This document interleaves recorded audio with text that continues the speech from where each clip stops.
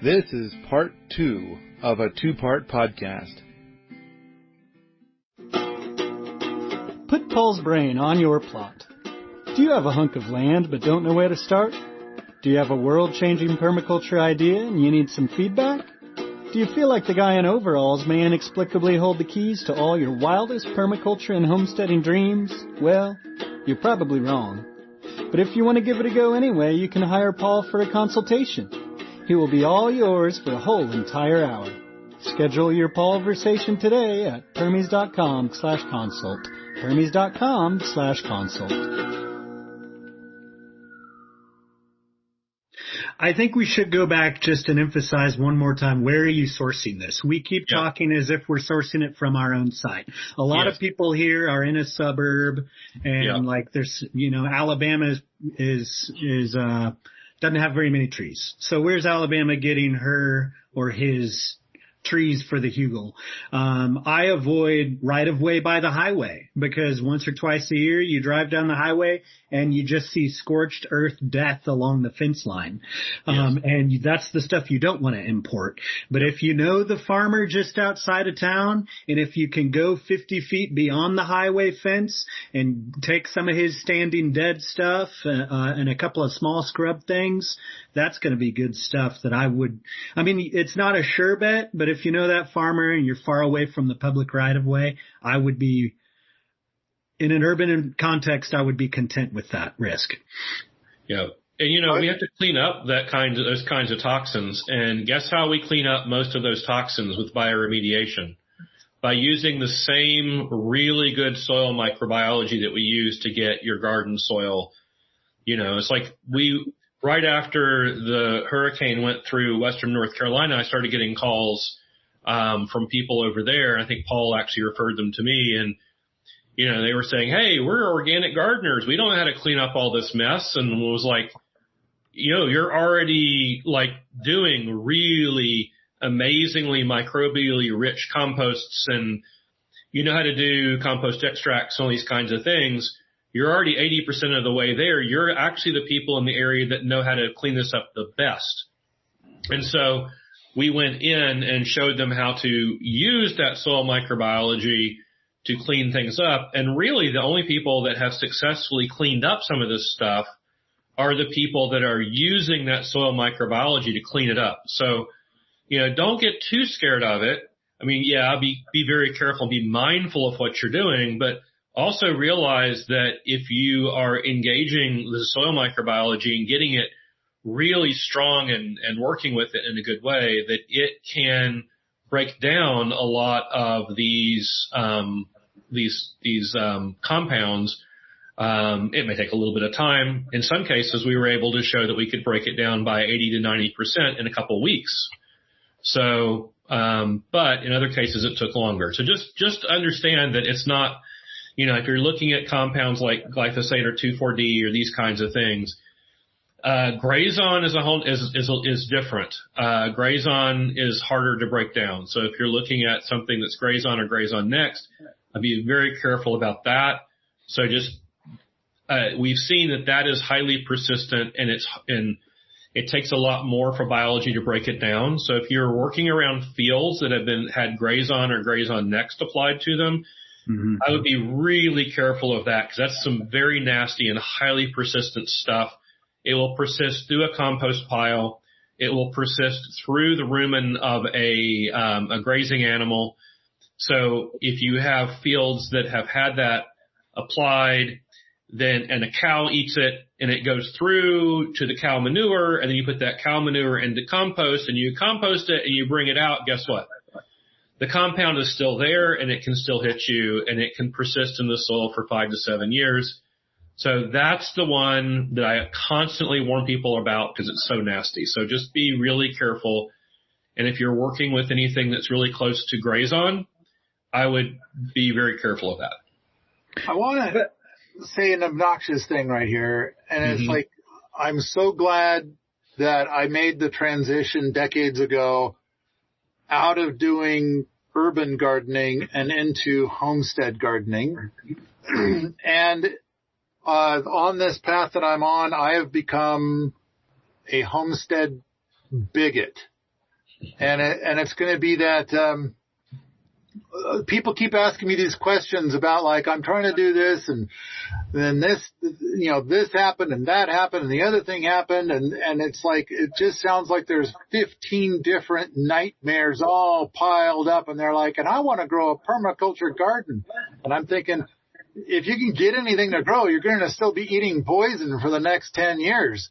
At some point you need a change of scenery.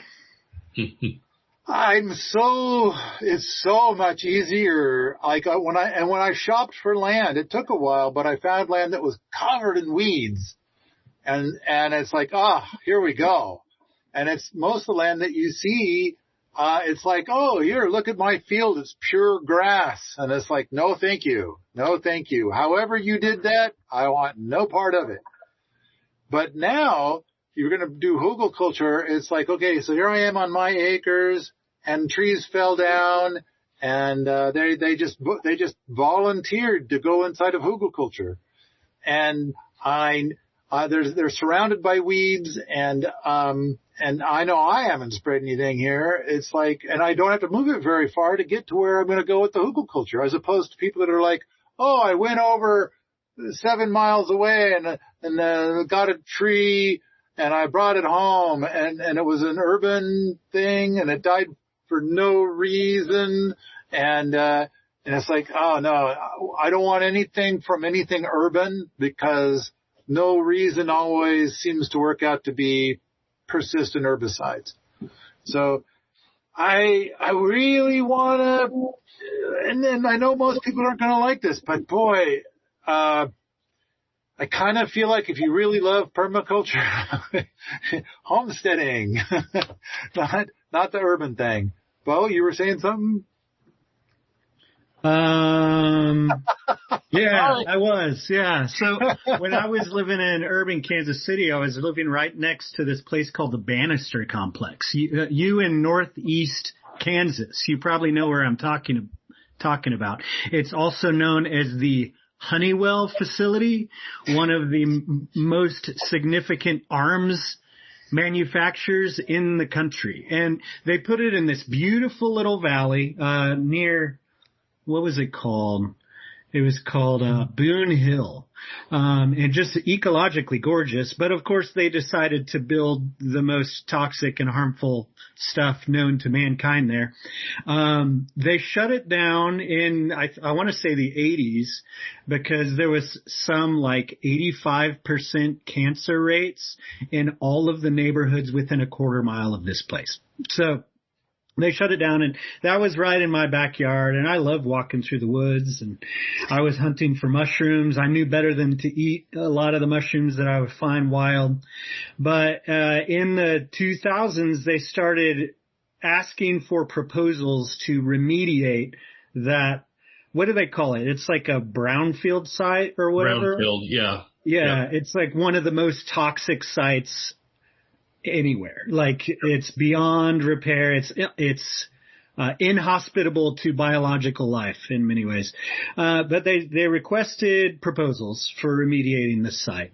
And among the proposals was myco-remediation, where they would carefully demolish the buildings and structures, deal with the like super hazardous stuff in a certain way. But then for the site itself, they were going to import all of the area's wood chips that are a natural byproduct, and then they were going to inoculate it with concoction of fungal species that are known for binding to these persistent toxins, and accelerating its half-life so that it'll biodegrade into its constituent components more rapidly. It was a beautiful and elegant solution. Of course, the proposal that got the deal was 10 times more expensive, and it's where they took the top 18 feet of soil and they took it elsewhere and dumped it over there. So that's the one they chose. And I was watching all this happen, like the proposal process, the selection process, and then the work that was done. And meanwhile, at my family farm, 4 hours away before we moved out there, we had a dump like you do at a lot of old farms. And it was a pit that they originally dug so that they could incinerate my great grandmother's mobile home. They didn't have a good way to dispose of the mobile home, so they dug a pit and they just doused it with accelerant and burned it. And when I was growing up, they would put all their fluorescent bulbs, all of their paint. My great grandpa laid asbestos roofing, and they would dispose of that in there and burn that. So it was just kind of the normal rural thing. Yeah. And after watching this thing at the Bannister facility take place, this is a very long story to say, I don't see potentially toxic wood matter as a threat. I see it as like it's there, and it has to be my responsibility to be part of the remediation problem, part of the remediation approach. Yeah. If it's going to be anyone's. So we've started converting our pit into the place where we put everything that's potentially suspect. And we put big limbs in there, and we crush it with the tractor bucket so often, and then we throw all of our good spores in there. And, it's a very unscientific approach. But we do see a lot of oyster and lion's mane and turkey tail coming up out of the pit. And of course we do not harvest it, but we do let that sporulate and populate the surrounding area. And I will harvest subsequent generations that are coming up elsewhere.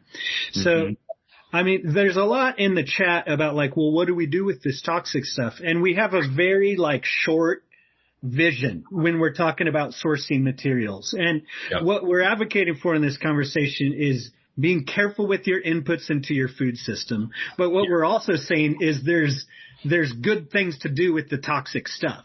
Yep. If it's on your site, that can be part of a productive, proactive solution. Yeah. Thank you, Beau. Let me say something really quick. I've been pulled into several circumstances, and we'll push this back around to Permies here in a second. I've been involved in several circumstances where we've had these kinds of problems. I helped conceptualize response from some of the community. They came and asked me about for the Lahaina fires, after Lahaina fires in Maui, and other places like bio-remediation in Western North Carolina after hurricanes and so forth.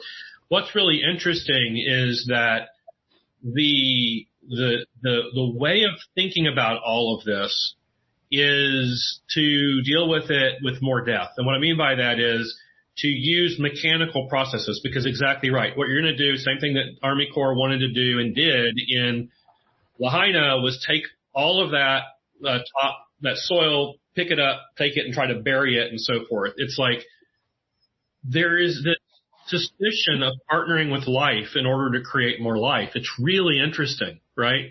It's like all the engineers, because I'm an engineer, I've been trained this way. The way engineers are trying to think is in like this mechanistic, reductionist, death-oriented way of dealing with all this. Oh, well, we got to take this and put it into a pit somewhere and bury it and get it away, instead of partnering with life. And what it turns out is that over and over again, we've been able to show rigorously and scientifically with lab tests and so forth that partnering with life is actually more effective and way less expensive and solves the problem. And even when we can show that, what happens is oftentimes the mechanical dead approach wins, because that's what people are more comfortable with. They're not comfortable with the uncertainty of dealing with life. Mm-hmm. And so I think one of the big things that, we're doing when we're having discussions at Permies is like, hey, we're partnering with life to create more life. And that's one of those things like, Paul's, when you're talking about growing food, it's like, we are engaging with life in a way that, allows life to thrive. I'm trying to get my head around how to say this really succinctly, but it's like, there's a difference in mindset that's very foundational, I guess what I'm trying to say, right? Which is, and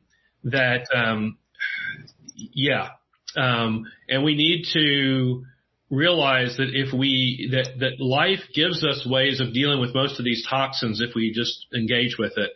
There's a few that are really hard, but for a lot of them, we have ways of solving the problem. I have about 200 hours of stuff to say about these things.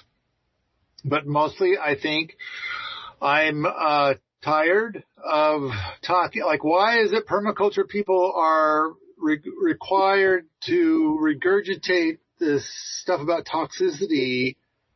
But even more than that, I think one of the things that I find really frustrating is how so many permaculture people are drawn to these places where there's so much poison in the land, and they're like, now I'm going to grow food here.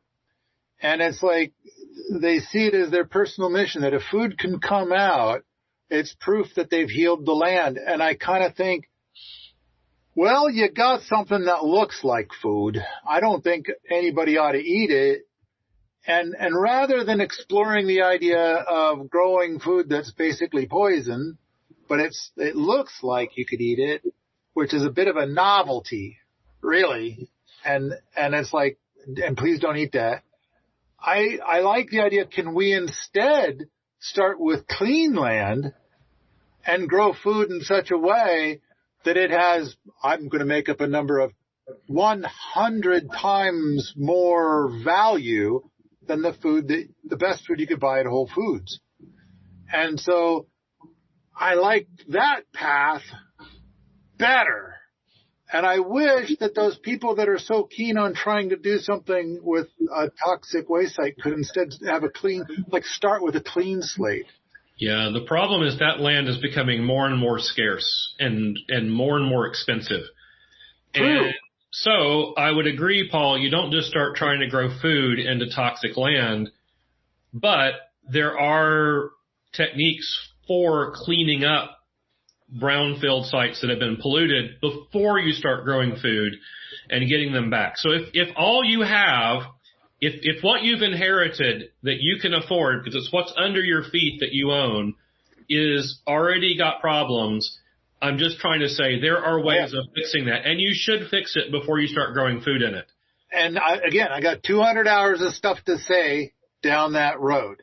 Yes. And at the same time, what I'm trying to emphasize is like, I'm weary of that conversation. I've been down it so we're many here times. to talk about Hugelkultur, was that right? And we're going to get back to that. The thing is, if you're doing Hugelkultur, you're actually coming above the level. Like whatever went in the world before, you get to build with the best materials on top of that. And we only can eat so much food in a day or in our lives. So to me, I want it to be the best. So I'm going to get the best materials and create the best environment to grow my food and for my family. So yeah, it's not going to be the brownfield site. That's great to heal that. But to me, it's like we only get to eat so much. So let's make it be the best. So, all right, here we go. Next question. I was given a rather deep water trough. Oh, no. Oh. I haven't even read the rest of the question, and I hate it already. Okay. It's okay, Paul. I have straight up hickory flooring. Oh, no. That I can put in it. Oh. All right. Now, hickory flooring is a locally milled, just the actual wood, not covered in who knows what shellac. Okay. But the water trough probably is a galvanized metal water. Okay, let's start with the galvanized. It's poison. Yeah. Okay. Anything galvanized is poison. And it's like, hell, I remember, in high school, going to the science fair and I did pretty good, but one of my classmates did even better. And his whole thing was about measuring the toxicity next to a grain silo that was galvanized and how things wouldn't grow near it and why. And, his analysis as a high school kid was pretty great. But of course, his dad, taught chemistry at the local college. So he might have had some advantages, but still the research that he did in high school, it was pretty straight up, easy stuff. And I'm sure that so much more has been done since then on research, but anything galvanized is terrible. Now, let's say it's not galvanized and it's painted. And it's like, now you've switched from one problem to another problem. Is it stainless steel? No. Is it aluminum? No. Okay. So I would not want that water trough on my property, let alone growing food in it. All right. Next up, if you've got a water trough that's like, I don't know, let's make up 4 by 8 and it's really deep. Let's say it's 2 feet deep, and it's like, that's what you're thinking is going to be your garden. And it's like, okay, so that means that you have a growing surface that's the top, 8 feet by 2 feet, 16 square feet. On the other hand, if you were to try to do a similar sort of a thing with a hugelkultur, that means you take that surface and you flip it on its side, and you got another growing surface on the other side. And by the way, let's go ahead and make the thing taller. Now you've got 4 times more growing surface. And if there's hugelkultur on the inside, then, all the benefits from that. But it's like, I don't know why people want these water trough shaped growing beds. I have never seen one that I would approve of on my property at all, let alone for gardening. And so I'm just against them. All out. So before we go on to the flooring, has anybody got anything to say about the water trough? Well, that's the whole point of the water trough galvanization or the paint, is that it doesn't rot. I mean, that's why people pay money for that kind of stuff, so it doesn't rot away. So yeah, you don't want it. You don't want to eat it. Okay. I think I can, if somebody just does plain old hugelkultur for free, it'll be easier to move into place, and there won't be any toxicity, and you'll have more growing surface. And by the way, rather than limiting yourself to whatever is the height of that water trough, let's go to 7 feet tall or taller. And so the water trough is too small for 7 feet tall. Yeah. All right. Hickory flooring. I would have to say that, I would have some concerns about what's in the hickory flooring as far as like metal. Did you get all the metal out? Because that hickory flooring was attached to where it's not. It's scraps from a brand new milled flooring job. Ooh. So it's clean wood. It's just really nice stuff. Yeah, I'd say that's going to be fine. I don't know of anything in hickory that I'd be concerned about. Yep. It's got jug loam, but that's got a half-life of a couple weeks. Okay. It's after it's dead. It's fine. Yeah. I would say that the hickory itself, hickory wood, is going to be fine, and the size is going to be fine. Now, granted, in hugelkultur, the bigger the chunk of wood, the better in general. And definitely do not put like sawdust inside of a hugelkultur. But this stuff's kind of like the size of branches, which is great. So if it doesn't have any contaminant on it and no metals in it, I think you're going to be great. So I hope that helped. Are we good with this one? Ready for the next one? Ooh, there is another one. Regarding the squirrely shape, what about overlaying half moon shapes up and down the hill rather than longer snake-like shapes? Sure. I'd say the curve is what's important, and interlocking curves is what's important. And of course, the neat thing about what you're suggesting is that now you can walk around a little bit easier. Yeah, she's trying to make it so that it's not such a long hike from different parts of the garden. Just more paths between the tall stuff. That makes sense. Right. I would say that if you did a long snake shape, you're going to get more crop per acre than with the moon shapes. But with the moon shapes, you'll get more of you loving your crops per acre. Yeah. Okay? Because it's like you're standing there next to something and it's like, oh, I want to get the thing on the other side. And it's like, oh, I have to walk all the way over there. I have to walk all the way down and walk all the way back. So you get to move through it easier. I would also say that with the longer snake shapes, it does block the wind a little bit better. But if they're nested, it's still going to do pretty well and pretty tightly packed around each other. True. I would have to say this falls into the space of artisan's choice. And maybe you can do a little mix. Sometimes it'll be kind of snaky and sometimes it'll be kind of moony.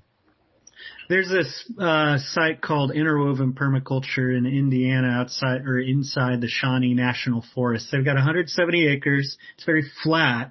Their spot is cleared. And when they first got the land, they built massive hugelkulturs like what you advocate for, Paul. But they designed it like an artisan might. It's kind of like a koru sort of leaf with nested bits, and it's broken in places for access.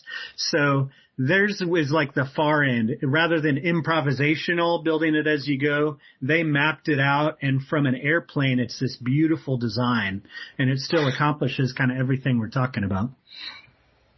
That can be kind of cool. I think that would be kind of fun. I was about to make some whiny, pissy sounds about mapping it out ahead of time, and it's like cool. I like the idea of you just start doing it and you evolve your designs instead of like, you draw a map. I kind of feel like almost any time a person draws a map, that's the beginning of the failure.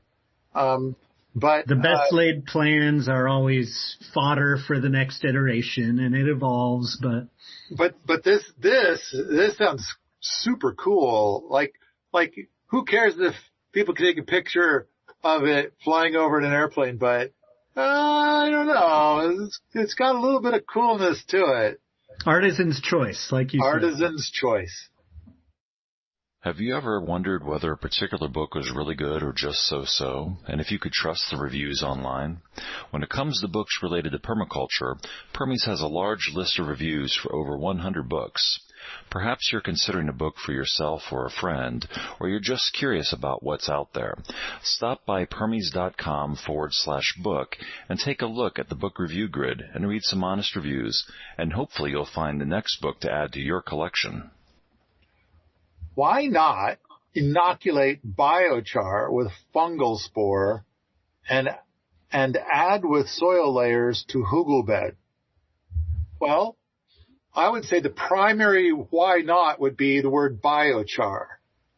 Why do you want to not biochar? And it's like, okay, there's many ways to make the char, and most of them are going to be like, I'm going to take wood and I need to heat it up so that the pyrrolic gases will all, go away. And then I'm left behind with char. So somehow you heated that up. Well, how did you heat it up? Did you burn a bunch of wood? Did you burn a bunch of wood in a really smoky fashion, which is how almost everybody does it? No. Once in a while, people do it in a cleaner way, but it's still they're burning wood down to ash to make some wood that's the char. It's a lot of work. And so a lot of times the wood's right there next to your hugelkultur, but you're going to pick it up and pack it over to someplace else in order to process it over maybe a day, maybe several days, and then pack it back and stuff it into your hugelkultur. And it's like, man, that was a lot of hassle and work. And then for most people doing it, they put a bunch of smoke in the atmosphere that nobody needed. And now they've got something that is almost as good as hugelkultur. So now I get to tell you why Paul is wrong. Go on. We find biochar very helpful in certain circumstances, especially when you have very sandy soil that we want to be able to get to retain water more quickly. We'll do conservation burns. They're incredibly clean if they're done properly. They can be done right on the site. They don't need anything. And Paul, we'll have to get you a video of one of the conservation burns. If they're done properly, they produce almost zero smoke. They're very clean. We can produce a large amount of biochar in just a couple of hours with very little work. And there is a little bit of ash, but you stop the fire before you produce a lot of ash so that you actually preserve the biochar. If you don't stop it before it burns down, you just get ash instead of biochar. And then we can inoculate it. So we've found it very helpful when we have highly sandy soils with a very low CEC that can't hold on to anything, that also drains water real quickly. It can be a great way of jump starting that, and we'll add it to sandy soils. Now, never added it to a hugelkultur, but if I had to build a hugelkultur with extremely sandy soils, I would experiment with it to see what it would do. I would agree, Paul, that there are people who do biochar production really wrong and produce a mess, and it's a lot of work, and they produce a lot of smoke. If you do it right, then I'll just tell you, if you do it right, you shouldn't be doing that. They should not have a lot of smoke production. It should not be a lot of work. So it is the difference between knowing how to do it right and then like doing it wrong. This feels like Jack Spirko talking about how the ethics lead to good choices. And he can prove it because he'll stand there next to anybody making bad choices and yell at them. And it's kind of like, there's the bottom line is that what I see is people using the ethics to do horrible things. And it's kind of like, so for every person who does it really well, a really nice, clean job, I think that there's probably 25 that are doing something ridiculous and smoking. That's why we're training them to do it right, and we're getting success. And you're right. You keep saying if, and I'm kind of thinking like, yeah, there's a lot of iffy sauce all over that one. And it's like, and so the bottom line is, for anything that's like, it's like me saying, well, we can't do hugelkultur because a lot of people do it wrong, right? And so it's like, no, Paul's going to tell you exactly how to do hugelkultur well, okay, because it's a valid technique when it's done well. But there are a lot of ways of doing it with stupid sauce attached, okay? Sure. Yes. Same thing for biochar. It can be a really great tool in the right circumstances when it's done properly. So that's what I'm saying. We've had good success with it. Great cation exchange capacity. Right? That's you said that. You said it improves. It gives you a quick up on cation exchange capacity. The other thing it does that's really handy is it mimics soil organic matter so that you can get the soil life going much faster in certain circumstances. Okay. Great cation exchange capacity. How does it compare to wood that is not charred? I think it's about the same. It's actually better. Like 5% better, 2% better? I would imagine it can be a lot better because it's got a lot of surface area with a lot of ionization points on it. So I'm gonna come back to, I think it's about the same. But it's far superior, but is it worth the energy input and the risk of doing it poorly? That's the question. The energy input is the wood burns itself. We don't add anything except the wood itself. So if you're doing it right, sure. Yes. I kind of feel like, and if people do hugelkultur poorly, they're going to still probably have fairly decent success. And I appreciate them doing hugelkultur poorly so much more than if they were to go to try to burn the wood in a big pile. I went up to a resort, a permaculture resort. I think it was like last fall or the year before, and it was November, and the whole valley was just full of smoke. And everybody was burning their scrap wood, including the permaculture resort. And it's like because it was untidy and they wanted to tidy up. And they had zero hugelkulturs anywhere of any kind. Yeah. And so anyway, I just kind of I have feels about biochar. I do think like Willie Smits has so much to say about biochar, but he's in a tropical area. Mm-hmm. And it's doing great magic there. And right. And it's like, and I imagine if Andreas pops back in, he's probably done a bunch with biochar and had great results as well. And Hugelkultur is a really bad idea in a tropical area because it just doesn't last. So you put all that work in and you don't get all the benefits. But the other thing is that while the biochar will last 500 years, and your Hugelkulturs here in Montana will generally last something like, well, it's going to be a half-life thing. So it's going to probably have a half-life of, I'm going to guess, 30 years. And the biochar probably has a half-life of, I'm going to guess, 200 years.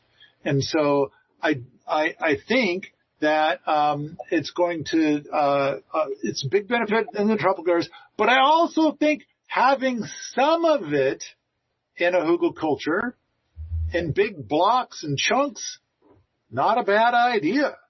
As a bit of diversity.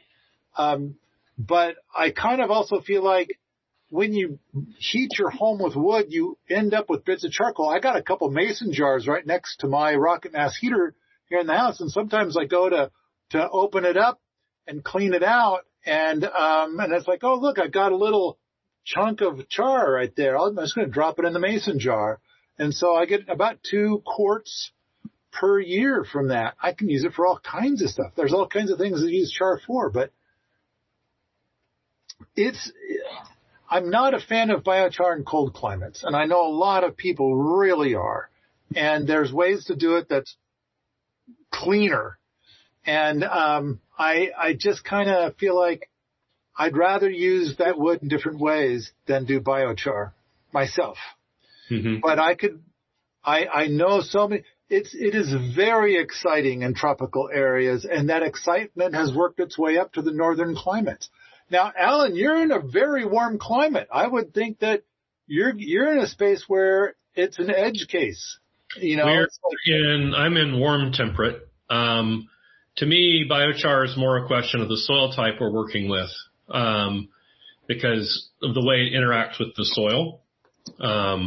So yeah, I mean, I agree that because of the way that I won't get into all this, but because of the way that the dynamics of tropical soils work, biochar has been a major thing there for a long time in certain cultures. As we get further north, it's not 100%. It's more like if we have certain types of soil or dirt to work with, then biochar can help us move that forward and get productive much more quickly. That's when we use it. It's not 100%, right? It's more like, oh, in this case, biochar is handy. The other thing is that when we have we use it in bio-remediation because it has a lot of really powerful abilities to help in bio-remediation. So if we have a dirty, I don't want to get back to the brownfields, but if we, okay, then biochar has some really great uses there as well. And it's basically like a charcoal that get like activated, not quite activated charcoal, but it can bind up a lot of stuff. Yeah. No, there you win. You definitely win there. Yeah. All right. What's the next question? Do you need to have gardening or off-grid skills to join Wheaton's community in person? I would say most of the people who arrive here have never gardened. They've never held a shovel. They've never held a hammer. They've never held a drill. And I'm thinking, like right now in my head, there is a guy who arrived and he had never held any tool. He had never grown anything. And I remember seeing him after he'd been here a year and a half. I saw him up on the roof, and I was just and he was repairing something. He was in charge of it. I mean, he had done so much in his time here that he was our go-to guy for damn near everything. He had learned so much. And I just savor that thought because I kind of feel like the stuff that we do isn't rocket science, other than the rocket mass heaters maybe, but it's pretty straightforward, simple stuff. And I think, I mean, when it comes to horticulture, for example, I've gone down some very sophisticated roads, including biochar, and it's like, and I learned this all could have been 1,000 times easier. I could have gotten to where I am now without ever having learned the phrase cation exchange capacity.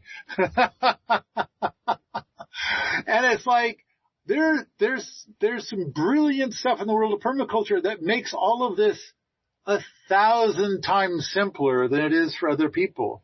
But who doesn't love to say cation exchange capacity? It's just so gratifying. Didn't you? Exactly. And multi-species quorum sensing. Come on. We're here because we love to geek out. Don't deprive us of that.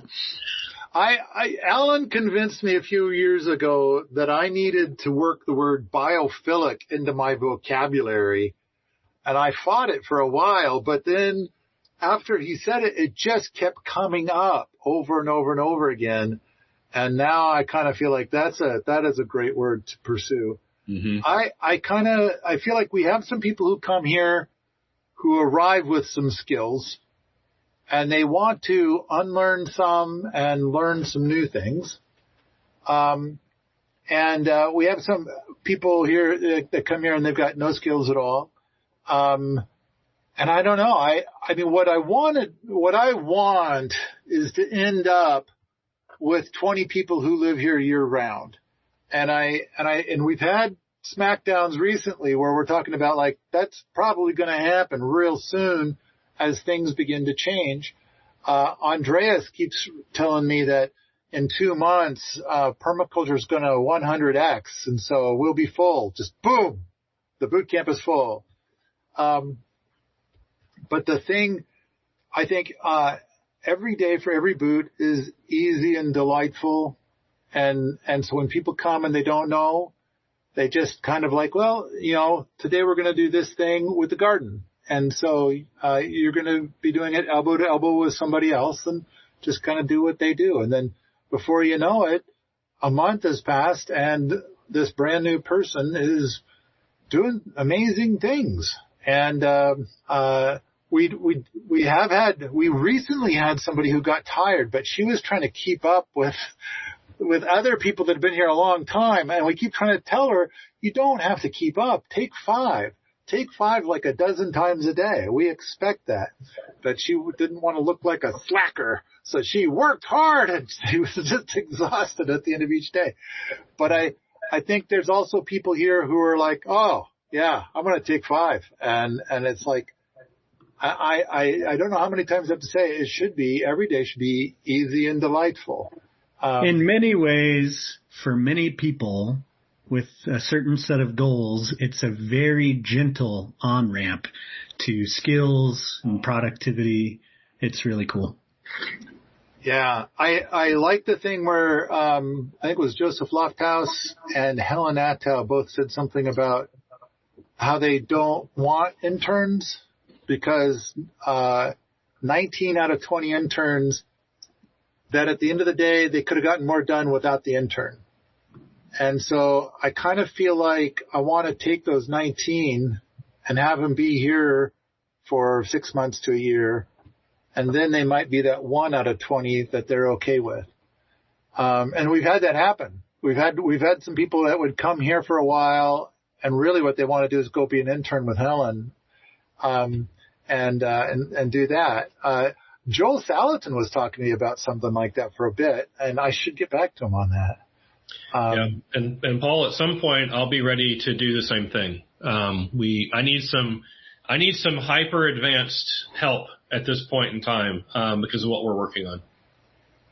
And so are you looking for somebody that's been here for 2 years, I'm guessing? At the moment, because we aren't land-based yet, what we're doing is actually very academic, but, so I need somebody who can actually like jump in and help us handle the more academic side of things as we're dealing with other and helping other groups to doing things on the ground. Yeah. What's the next question? Do we have another one? How would you incorporate hugelkultur in an area that has livestock rotating through it? I would do it easily. I think that how would you rotate livestock without hugelkultur? This is crazy. So I would have to say that you're going to have your paddocks. You have hugelkulturs in your paddocks. And when the time comes that you're going to move animals into the paddock, I might want to run out there and harvest what I want to harvest out of there before the animals do the harvesting. But I think that there's quite a few different schools of thought in paddock shift systems, and many of our paddock shift experts point to the other experts and say that guy's an idiot and he's doing it wrong. I like the idea that when animals have consumed about 30% of the material that's there, that they move on to the next paddock. So if you have a garden with a bunch of hugelkultur there and stuff like that, and then first, before the animals go in, I'll go harvest what I want out of there. Then the animals go in, they eat 30% and move on. The amazing thing about paddock shift is your growies love it. And so now you're going to get more, like you will get more garden by pulsing the animals through the garden than if the garden was completely fenced off. I'd like to get a little validation on this point. Alan, do you have any data to back up what I'm saying? Yeah, it of course does. What you're saying is in general true. There are some species that are more responsive to periodic disruption like that have been well adapted to it, but a lot of species will respond to grazing pressure by flushing back out and resetting in their production mode a little bit. So it can be a way of freshening up and getting certain plant species to sort of like reset and go again in terms of flushing fresh growth and setting fresh, fruits and so forth like that. So, and that high impact low dwell time puts a lot of positive disruption in. It can put in, urine and manure from the animals and so forth. Obviously in a diverse fashion and a diverse pattern. Yes. Obviously there are a few kinds of crops that don't respond well to that, but. Well, they don't respond well to that depending on a bunch of things, but then when their neighbors have been set back a bit, the roots will then decompose and feed the soil, which will then feed the plant that doesn't respond well to it. It now suddenly responds well to it. Yeah. So that's why diversity is handy in this case, yes. Yeah. So, right now we're pulling grasses, but if we had grazers in there, they would prefer the grasses over the other plants. Whereas browsers, of course, will just piss me off and need to go visit the freezer. Because they're gonna leave the grasses and wipe out all the things I want to eat, mercilessly. So, in fact, I'm thinking at the moment about the damn goat that got into our paddock this last winter and wiped out all our kale. So, but, okay. How would you incorporate it? I think I would incorporate it very well. I think it's almost a required thing. Of course, people are currently doing paddock shift systems without any hugelkultur whatsoever. But I think it's a great perk to any paddock shift system. What's next? Can hugels work for all soil types, sand, clay, loam? Yes. Can black walnut be used? Ooh. If so, does it need to be aged first? I don't think aging it's going to make too much of a difference. The big thing is like the juglones. And so some people believe that the juglones shouldn't be feared as much as it is feared. But I'm one of those people. Okay. Don't freak out. It's fine. It's fine. It's got a very short half-life.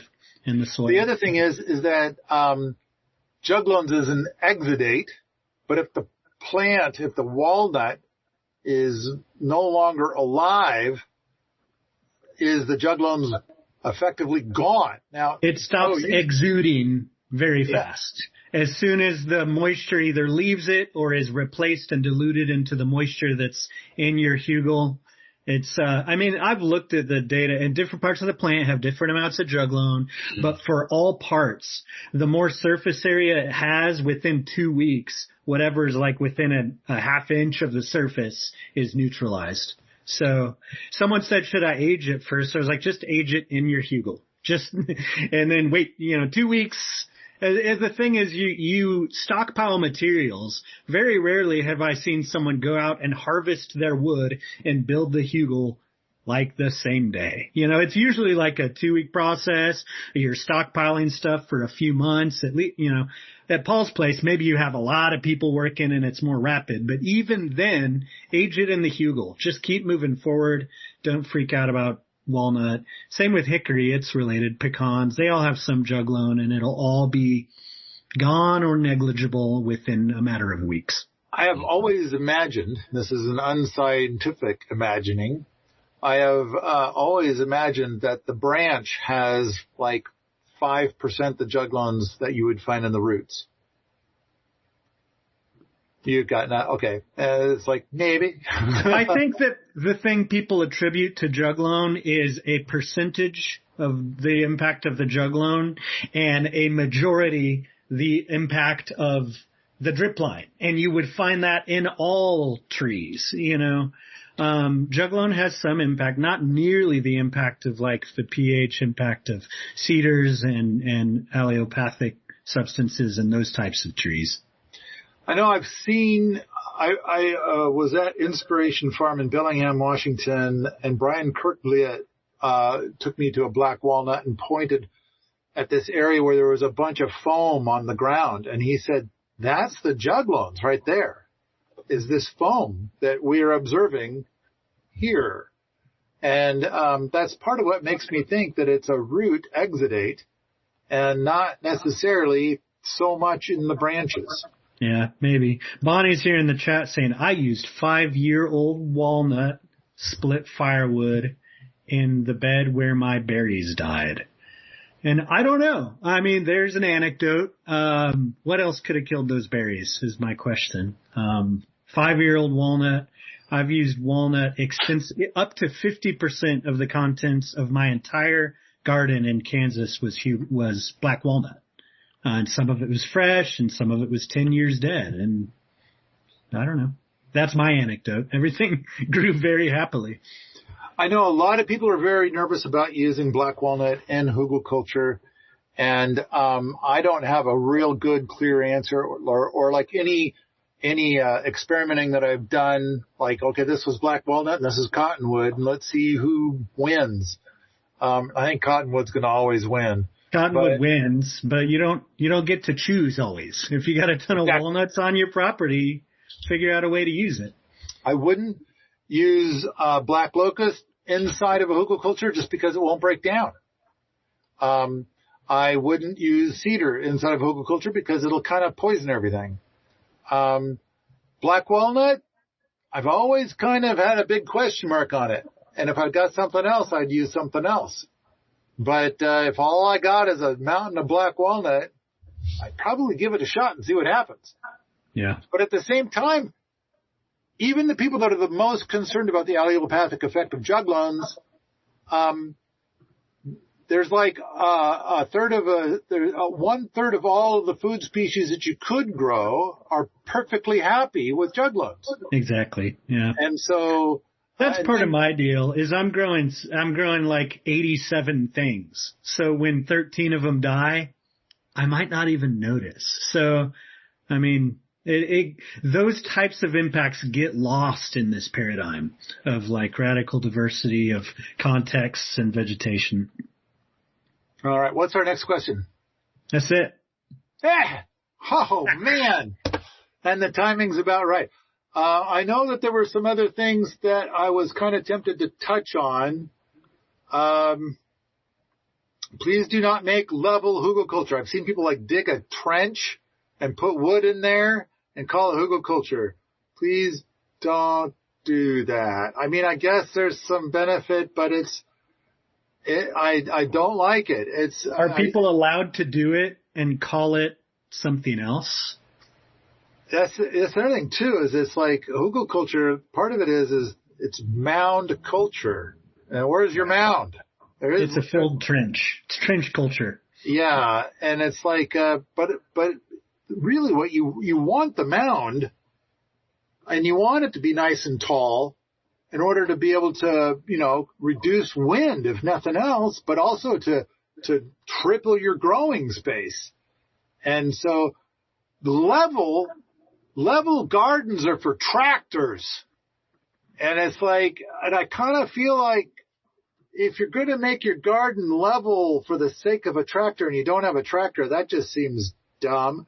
I mean, now if you want the food that's on the ground, you got to like bend over to get it.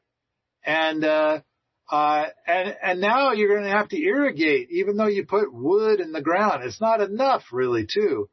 So, the whole thing about this, and I see it, YouTube's like, look at this great hugelkultur idea. And it's like, that's so frustrating to me. And short hugelkultur, if you're going to take up some space with hugelkultur, please go big. The stuff that's like a foot tall, it's like, I don't know. That just seems like almost pointless. It's the big stuff that makes a big difference. It starts to break the wind and give you moist spots and drier spots and diversities.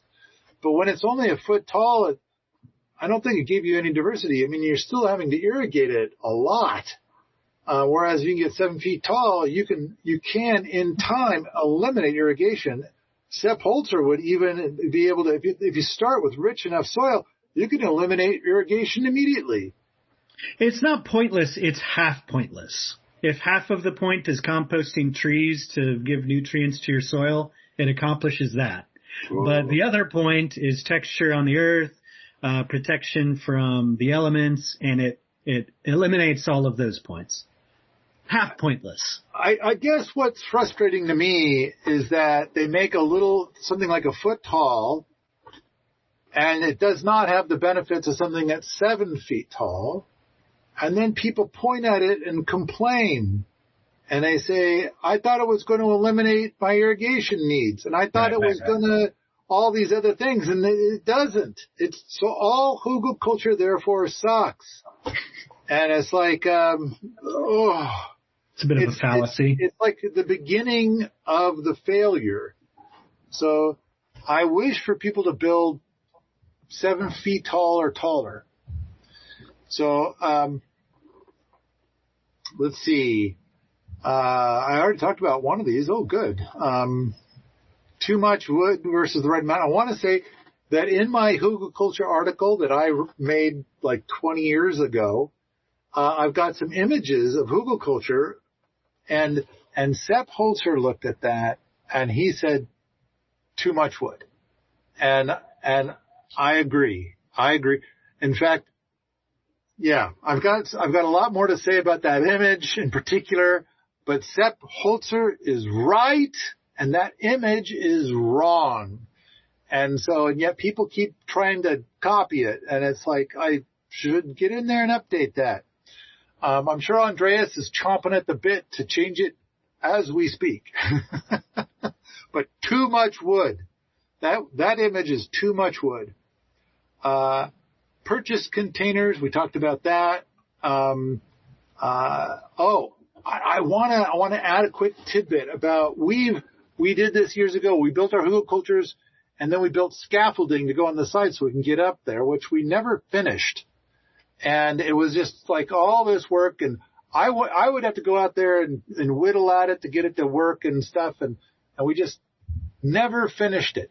But when along the way, one of the things that we started doing is getting some blocks of wood that were like 20 to 24 inches long, nice big chunks, and putting steps in. And it's kind of like doing a keyhole garden, but it's steps. So you kind of get the benefits of the keyhole, but even more growing space.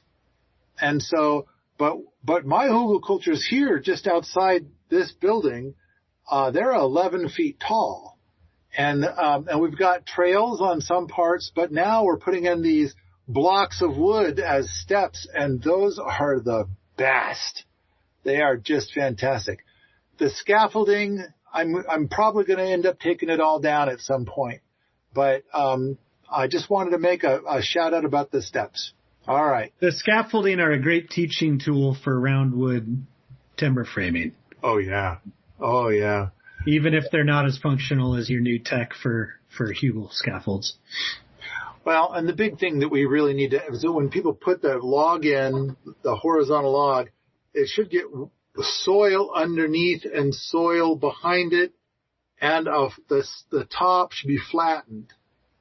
And those three things, people aren't doing them. And so it's like, I learned what I wanted to learn about roundwood timber framing. Right. And now I'm going to bolt. And so it's like, but. And so, yeah. All right. Do we get any more questions? Well, of course, while we're looking at that, you realize you got me off reading the peer-reviewed science, right? So the best answer I can come up with is 65 micrograms per gram of Jugalone in black walnut wood, which is twice that of English walnut, by the way. And so that concentrate, and there's they have not been able to, there's no good literature I can find right now on what the half-life of that is. Half-life in soil is pretty short. Like, that's been really well studied. Jugalone half-life in soil, in biologically active soil, Jugalone in biologically active soil can be like a week or two, right, of a half-life. Right. So it's slower in wood. The authors of this particular study in the abstract say that the Jugalone concentrations were lower than the level that would be expected to adversely affect most plants, but another study I found said that it could be high enough to impact sensitive plants, including some of the Solanaceae like tomato and. Oh, there you go. I'm allergic to all Solanaceae. That's why I don't experience any negative effects from Jugalone. There we go. So, yes, it's apparently not, it's like, and it can have some the wood could have some precursor compounds, precursors to Jugalone, possibly. So, yeah, there you go. Thanks, Alan. Yeah. See, is there an age limit for the boot program? I would say I don't think so. We've had people in their 60s here. I know that. I know that the youngest we've ever had was 18 in a day. But I don't know. I'm trying to think of like if we've had anybody where being old. I know there was a woman here who was 68. And so I don't think there's an issue. Should I put nitrogen-rich layers on my hugels? If so, under or over the main soil? I would say yes, under or over. If you're building it, yeah, so it's the only opportunity you're going to do for inside the soil. Do it now. And now, if the hugelkultur's been there for 3 years, yeah, over, you know. In fact, we do root-stout composting, and so we'll go to a spot and pick a spot that's like a foot away from other growies, and we'll go splort of whatever's in the bucket, you know, the kitchen scraps, and we'll put a bunch of wood chips and sawdust on top of that, make a little lumpy pile, and then now some people might be concerned about going anaerobic, but I think our soil is so rich right now that whole bucket of stuff will be pretty well dispersed in a week by the earthworms and other soil life. And so I'm not concerned about it going anaerobic. Also, I kind of feel like if somebody were to go and do that same splort and do a compost pile, it'll be just as anaerobic in the compost pile while waiting until there's enough material in the compost pile to start turning it. So I think that we're miles ahead, but that would be a high nitrogen material that we're putting on the surface. And when we do chop and drop, we just slap it down on the surface and walk away. And so there you go, on the surface. And then if we're going to build a new hugelkultur, then we'll probably do some chop and then carry it over and drop it inside as we're building it. I think that answered the question. Are there any more? Is that it? We done? I think we're done. I think that's it. Okay. If you like this sort of thing, come on out to the forums at permies.com, where we talk about hugelkultur, homesteading, and permaculture all the time. In a world on the brink of social collapse, one website stands above the rest to fight back the zombie horde of corporate trolls. Permies.com. Take back control of your destiny and protect your loved ones from the toxic gick coming at you from all directions. Strap on your overalls and start building that bunker of abundance with the good vibes and friendly, helpful insight found at Permies.com.